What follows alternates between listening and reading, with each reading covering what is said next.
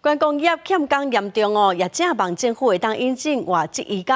交通部嘛已经甲评估报告送予劳动部咯。初步评估哦，至少需要3000个人。劳动部长柯明春今仔是表示讲，目前是个评估的阶段，会来针对性别族群的冲击影响评估了后，再过来做讨论。 伫疫情过了，国内外的旅游复苏，不过观光业欠人的问题一直拢无解决。虽然政府每改中国零就业，不过效果无好。旅宿业者希望政府会当引入外籍移工。交通部已经甲评估报告送予劳动部，初步评估至少需要3000人。外界疑虑，我想不外就是专案协助的成效不佳哈。那第二个是薪资待遇不足，选工挑工，并不是缺工，排挤了哈我们。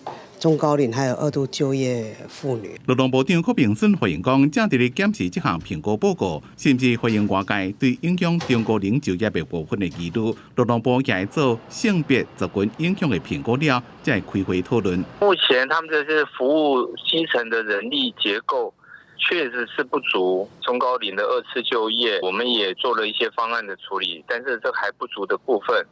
我们也有叙述理由，也有一个计算的标准，请劳动部呢能够参采。全台湾有那么多旅馆，你是不是有什么特别的规定指定这些人到哪些地方去，或者是说这些人到底懂不懂中文？他这些人进来，他是什么都不懂，那是不是还训练？那语文上的沟通，我觉得这还有很多的后续问题。观光署强调，评估报告是反映业者的需求。